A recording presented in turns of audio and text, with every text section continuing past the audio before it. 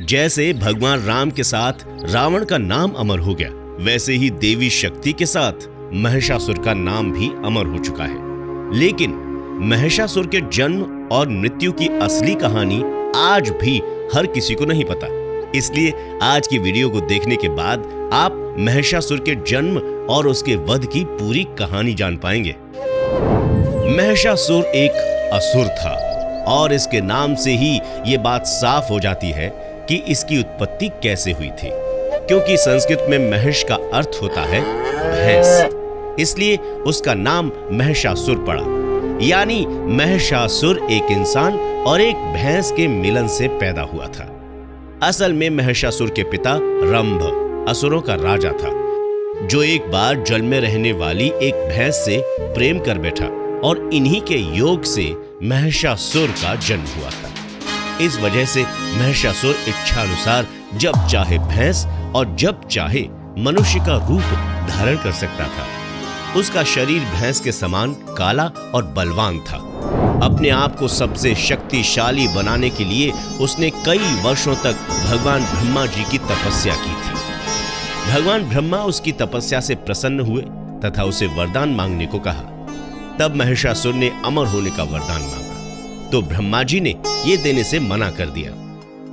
तब महिषासुर ने अपने अहंकार में किसी भी देवता या दानव से नहीं मरने का वरदान मांगा। उसने अपने इस वरदान में महिलाओं को तुच्छ समझा और उसने वरदान मांगा कि उसका वध किसी महिला के हाथों ही हो।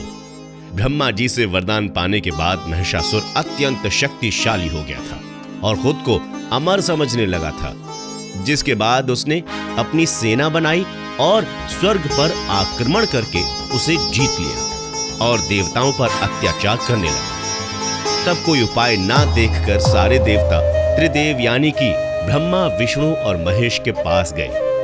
तब त्रिमूर्ति ने उन्हें सुझाव दिया कि सभी देवताओं को एक बार फिर से एक साथ महिषासुर पर हमला करना चाहिए, जिसके बाद सारे देवताओं ने फिर मिलकर उसे परास्त करने के लिए युद्ध किया, परंतु वे फिर हार गए।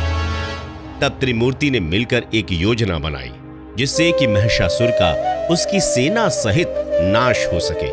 इसके लिए तीनों ने अपने तेज से एक देवी को उत्पन्न किया, जिसके बाद मां दुर्गा सिंह की सवारी लिए सभी देवताओं के सामने प्रकट हुई। देवी का ये रूप अत्यंत भयानक था, जिसके 10 हाथ थे। फिर भगवान शिव ने अपना त्रिशूल, भगवान विष्णु ने अपना सुदर्शन चक्र व सभी देवताओं ने अपने अपने अस्त्र शस्त्र मां दुर्गा को दे दिए।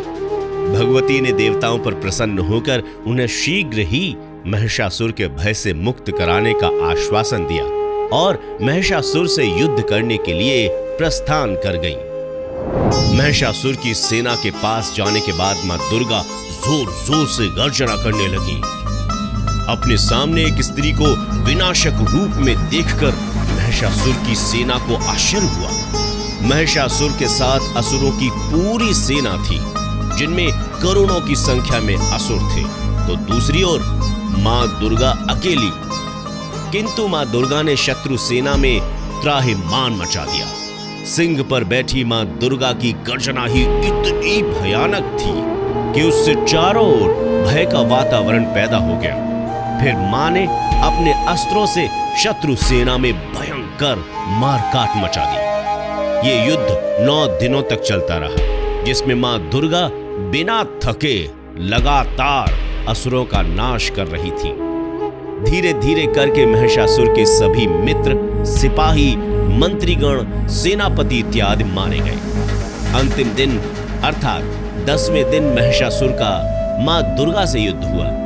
तब मां दुर्गा ने भगवान शिव से मिले त्रिशूल से उसका वध कर डाला। इस प्रकार मां दुर्गा के प्रचंड रूप ने महिषासुर का उसकी राक्षसी सेना से संपूर्ण नाश कर डाला तथा धर्म की पुनः स्थापना की।